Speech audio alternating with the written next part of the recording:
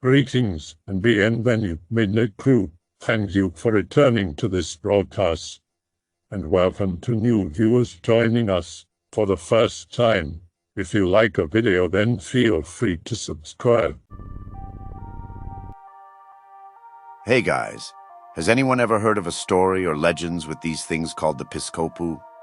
I was just up in Massachusetts visiting my grandma, and she told me some pretty messed up stuff. The nature of your answers will help me decide what I'm going to do next. How about you tell us what they are? It's kind of hard to explain. She said they were beings that make people do awful things, like murdering someone or cannibalism. She said usually they live in darkness and come out when the sun is setting. But since they need light to exist, you'll never find them on a dark night. She started talking about them after my mom called to tell me my older brother had been arrested under suspicion of murder. Don't ask, long story. She said they have short bodies and long, thin finger-like claws, and no faces, so they have to wear the skin and bones of other creatures. They come to people right when they're about to fall asleep and sit next to a person's bed and whisper all the horrible things that have happened to them. The Piskopu were human spirits twisted into something evil because they had died of something horrible. So the sleeper would start having these awful intrusive thoughts without knowing where they came from and start going crazy. The worst thing was that my grandma said that they can look like a human if they want to. Just ordinary, no blood or zombie injuries, no bad smell or acting crazy.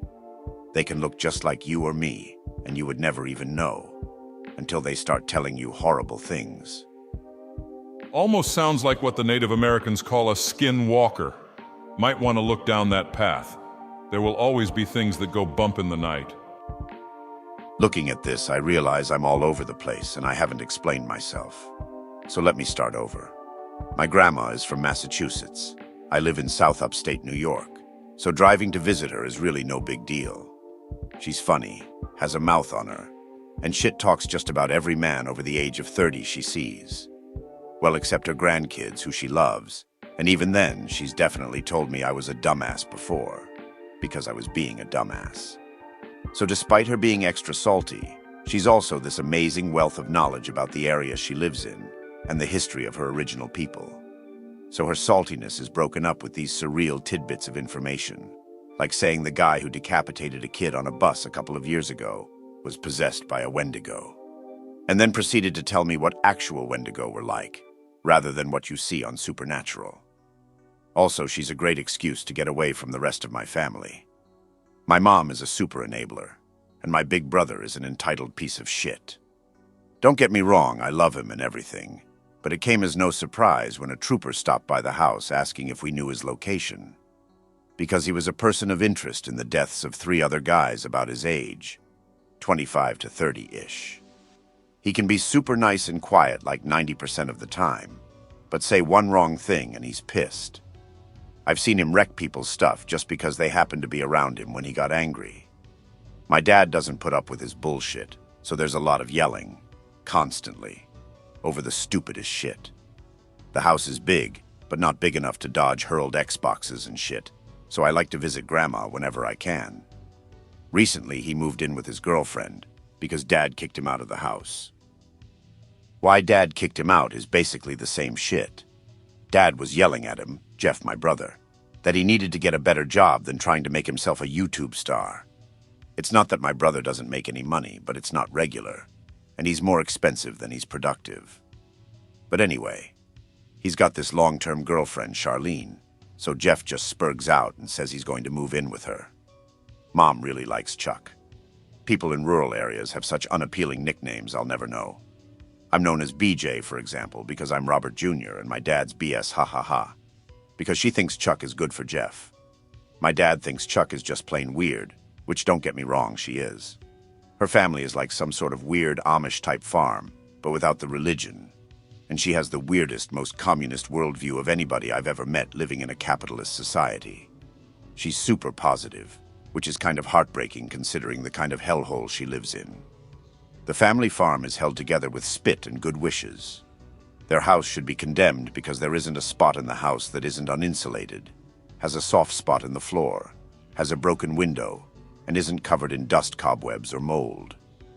I've definitely seen cat vomit and the occasional dead disemboweled mouse just kinda hanging around like they'd been around a few days. Chuck doesn't even seem to notice, though, and her parents don't seem to mind having Jeff over. They think he's an angel, and they don't mind that he's soaking up their internet while they work themselves to death in the barn across the road. They come across as really nice but really weird people, like they haven't talked to many humans in a couple of decades. They don't seem to understand. They're basically ending themselves. Anyway, Chuck is pretty messed up as a result, and I think that's why Jeff likes her. She waits on him hand and foot and basically treats him like the lord of the manor or something. She's so devoted you start feeling ashamed because nothing past a dog should be so eager to please. She's really quiet, and when she does say anything, it's this really bizarre bullshit. I think last time she got into a conversation with my dad, it was the pros and cons about knife hunting deer, which she's apparently done. Or when I was talking to Jeff about how I'd poisoned the water supply in a game I was playing just to see what would happen. Chuck suddenly laughs and says, "Some people just want to watch the world burn, or slowly suffocate to death, whichever." When both Jeff and I just kind of stared at her, she shrugged twitchily and had to explain that's how most poisons kill their victims. Not on the fence, but your grandma sounds like your average, delusional, battered person who likes to scapegoat evil spirits for people's shitty behavior as a coping mechanism. Your family sounds kind of shitty, OP, sorry. You sound as spacey and imaginative, likely a coping mechanism. You should get out as soon as you're able to and pretend you had a normal upbringing. That's what I'm planning on doing. I'm beginning to feel like I made a really big mistake. For a bit of background, I moved recently to a really rural area where the population of cows to humans ratio is really tipped to the bovine side. I'd like to say the people here are really weird, but it's only really a few people. I work from home, and I have odd hours, so by the time I'm ready to do anything fun, everyone else has gone to bed and the freaks come out. I mean, I can't say I wasn't warned. When I first moved here in November, a few of the guys, farmers I think, my uncle, who I'm living here by the grace of, introduced me to. I had asked what kind of bad stuff could go on around here, as I couldn't possibly think of anything as bad as finding dead bodies in gutters, and they immediately got serious. They started talking about a kind of, I don't know, cult that's in the area. They said they did some pretty messed up shit, like stealing cattle and mutilating them, breaking into your house and just living there at night. Just some weird stuff. They didn't mention any names, but once stuff started happening to me, I started asking around to other people, and I got some info. Has anyone heard of the Piskopu? It sounds native, and from what's been going on, they seem to have been around for a while, at least in my area. Well, for me at least, the weird stuff started happening mid-December, when it was still warmish out and a lot of the trees still had old leaves on them. I started seeing a lot of people kind of roaming around at night. At first, I wasn't even sure if they were people or not.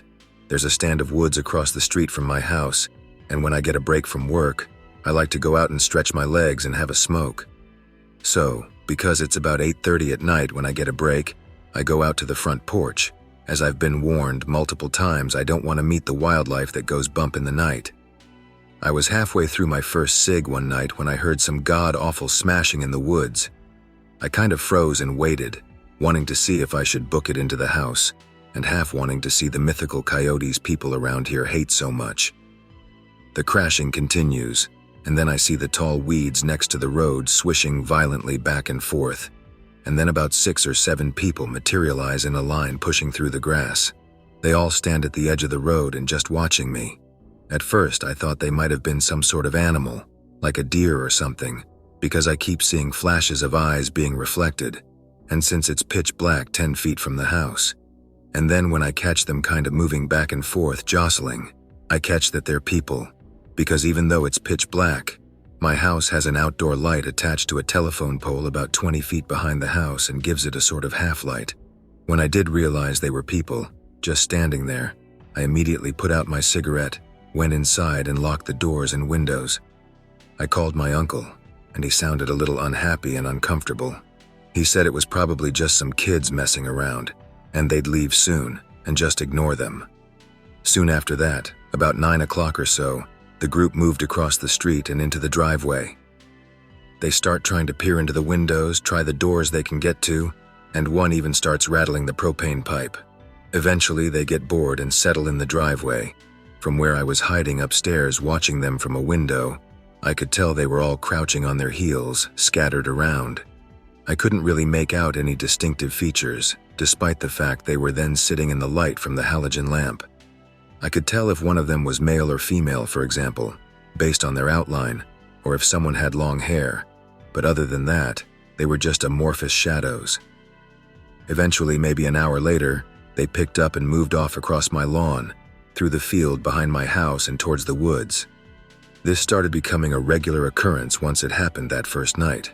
They would find different doors to try. I would always make sure they were locked, and attempt to climb different parts of the house to look into windows. Oh, and the whole time, none of them would make a sound. All silent, no chatter, no vocalizations, nothing. They would leave little bits and pieces behind, though. I would come out in the morning, and there would be little patterns made of rocks and weeds, a little doll made of grass and sticks, and once a pair of broken pruning shears. I guess they ordinarily might not have been so creepy if they weren't so damn quiet, and it hadn't escalated in January. I had found a note attached to the inside of my door when I woke up one morning. I'm not sure if anyone is aware, but my area was freezing cold during that time, well below the average. Seeing the note made me want to vomit. I definitely hadn't put it up, and it hadn't been there when I had gone to sleep. Someone had been in my house. Immediately terrified, I bolted into the bathroom. Looking back on this seems silly, because it's the only room in the house with a lock, and locked myself in and called my uncle. Of course, he wasn't up like most normal people at 5 o'clock in the morning, but I left a panicked voicemail and sat in the shower, terrified, and waiting for a call back. Eventually, curiosity got the better of me, and I snuck back out. Once again, it seems silly in retrospect, but I was afraid they would still be inside, unlikely though it was. It was written on a large sheet of a legal notebook, one I recognized from my own house, and messily torn off so it was an uneven half-page. It had a kind of poem on it, inviting me to basically come out and play with the Piskopu. Unfortunately, I no longer have this note, as I lent it to someone I'll talk about later for research and haven't gotten it back.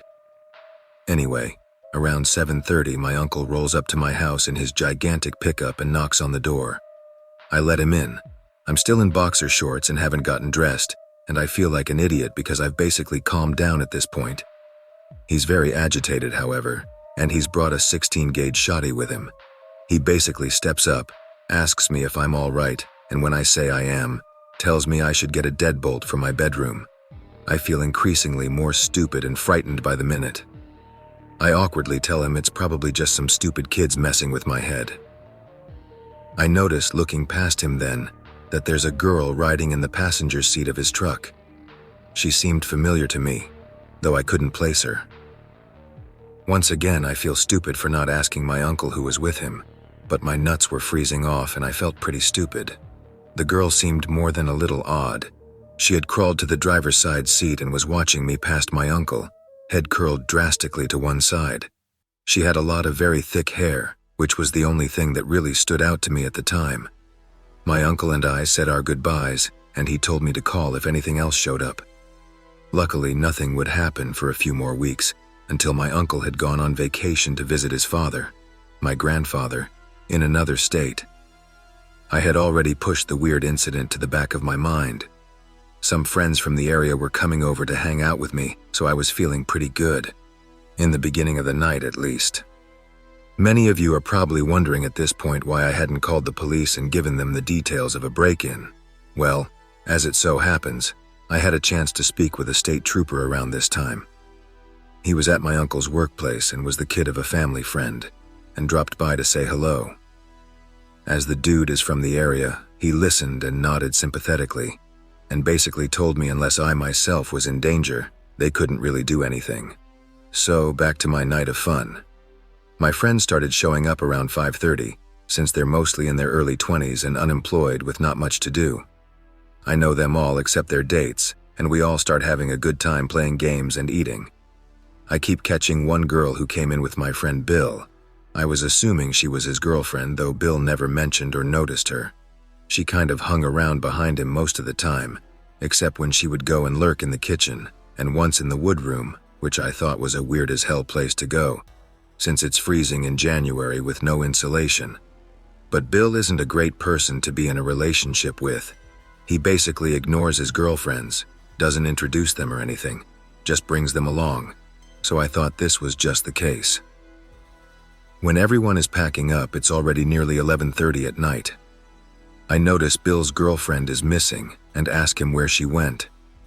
He smiles, thinking I'm messing around with him, and jokes around for a bit, before I make it clear I'm serious.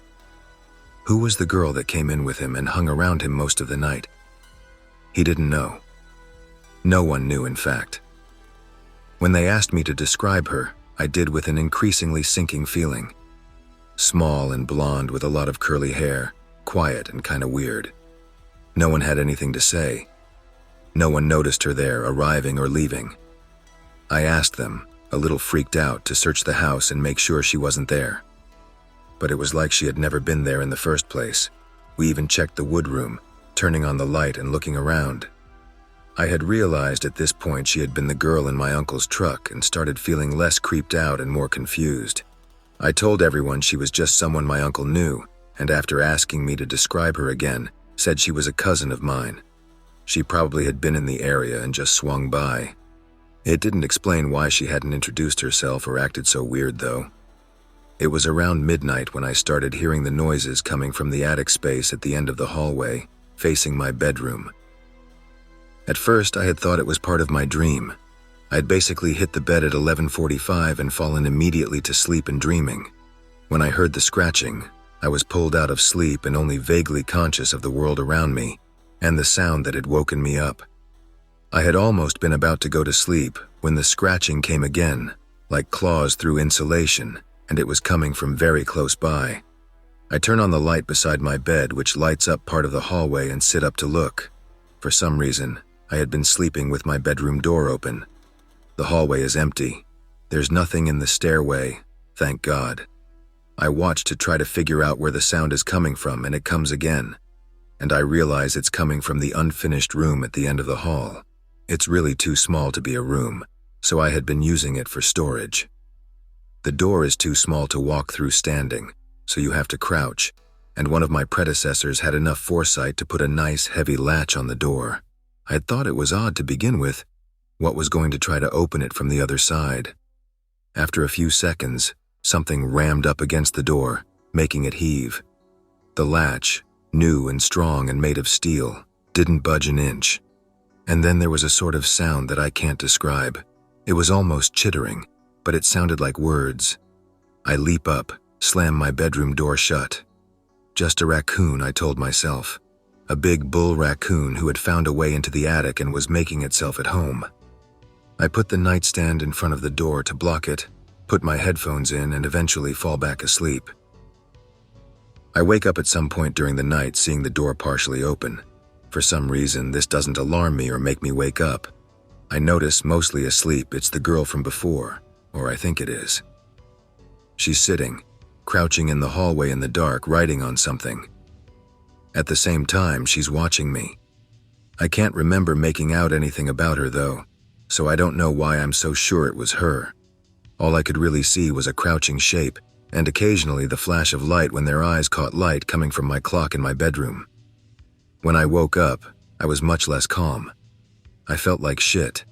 My arms and legs felt like I had spent the day prior doing some sort of strenuous physical activity, and I had severe cotton mouth.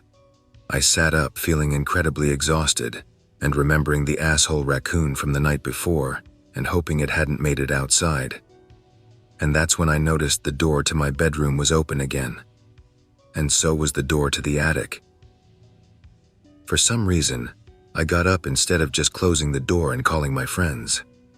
There was another poem and a drawing waiting for me when I reached the door, waiting for me on the nightstand, which had somehow been carefully pushed aside in a way that did not wake me up. It asked me why I was waiting. The Piskopu were waiting for me, and they wanted to meet me. Beside it, there was what, at first glance, I thought was just a mass of scribbles from a pencil. At another closer look, it was easily distinguishable as a darkened sitting person, watching me with two shining eyes. Same person I mentioned before has this note. I decided maybe it was time to check out the attic. I walked to the end of the hallway, not really expecting to find anything.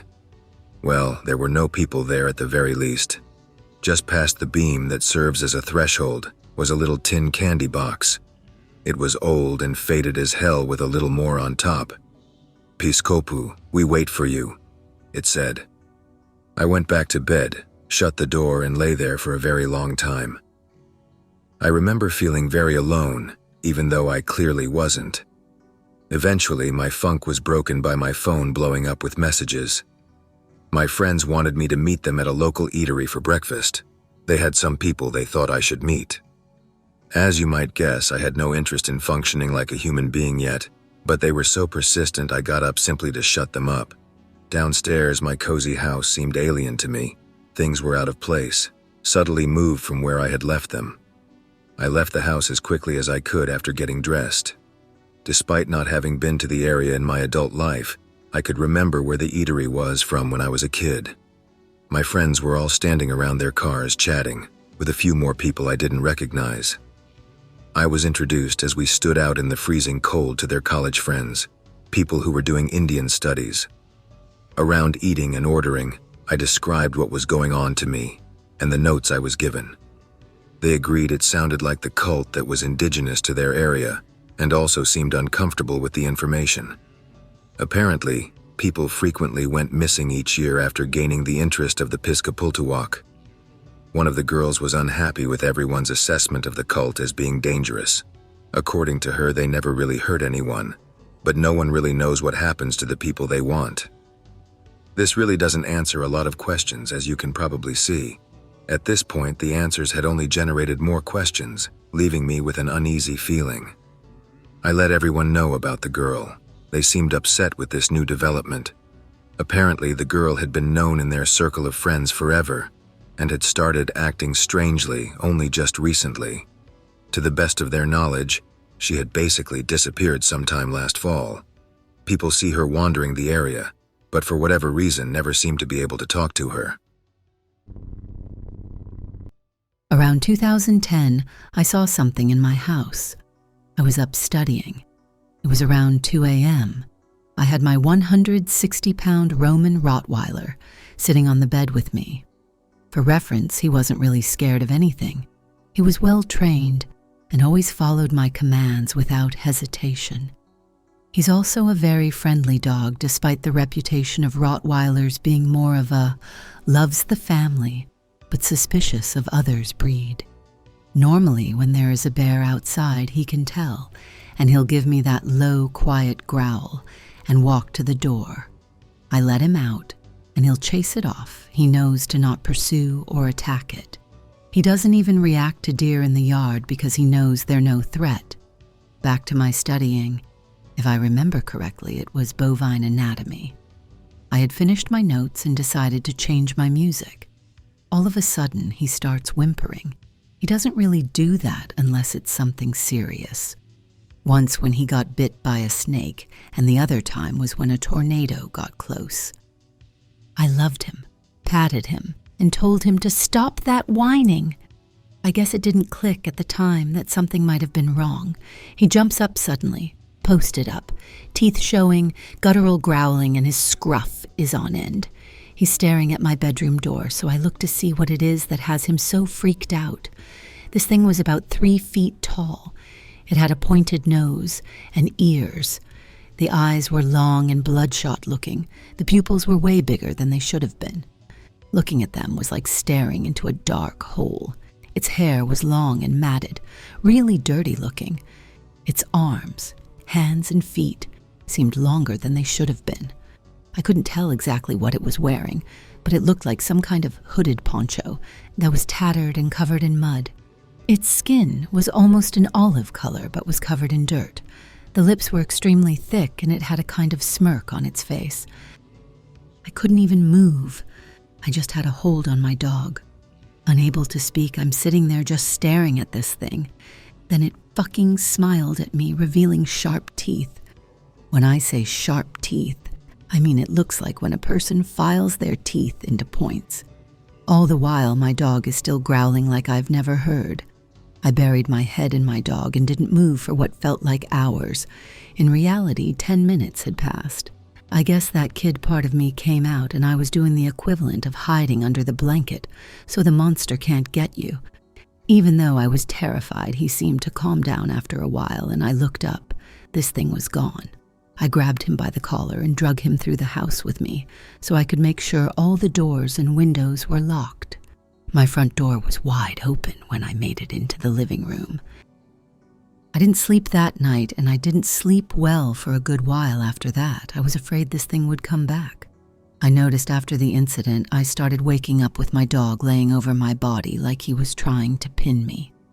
This lasted for weeks, but eventually stopped. He still followed me anywhere I went, though. I couldn't even close the bathroom door without him trying to get in. Just thinking about that thing still fills me with a sense of dread and terror. I've always lived alone, so it's not as if a roommate pranked me, and there's no way what I saw was human. It's crazy to think that if you told others, they'd think you're crazy, or think you're just telling them a spooky story. I came across a story about 6 years ago that was extremely similar. After some extensive searching, I just had to figure out what it was. I've never seen anything like that, and I've never experienced anything weird like that again. Life moved on, but I still think about that encounter. I know I wasn't asleep, and I know I'm not crazy. All of my searching just led me to things like fairy folk. I don't even believe in that stuff. Maybe this isn't the appropriate place to post this, but I figured I ought to give it a try and see if any of you might know.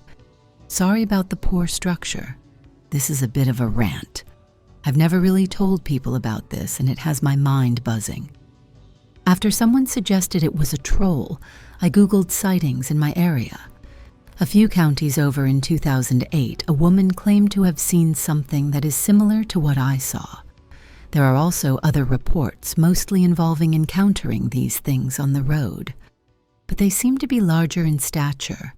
I've been up all night searching, and the closest thing I came up with was the Passamaquoddy, though those seem to be native to Massachusetts, as far as I can tell. After reading about them, though, one thing struck me as odd. They start fires. My house burnt down a few months after seeing this thing, and they couldn't ever identify what caused it. I almost died and was in the hospital for a few months due to scarring on my lungs. I was in this forest that's part of a place called the Bridgewater Triangle in Massachusetts, one of the most haunted areas in the United States. I was in a specific part of it called Profile Rock with 3 of my friends. We were out there late. It was about 2:30 to 3 a.m. at the time. We were on our way out walking down this long, winding path to get back to our vehicle. Keep in mind it was pitch black out and we could only see from the moon shining through the trees. I don't know why I turned around. I didn't hear anything and I didn't feel like anything was following us, but I turned around and looked in the back of us and I saw something running at us about 100 feet away. It was more black than the darkness around us. What scared me wasn't that something was running at us, it was how it was running at us. You know how a zombie walks in a horror film, like dragging its leg, almost limping? That's how this thing was running at us, like it broke its ankle or something. Initially, I thought it could be someone who got injured in the woods or something until I saw this thing run past the moonlight. You know how a child draws a person as a stick figure? That's exactly how this thing looked.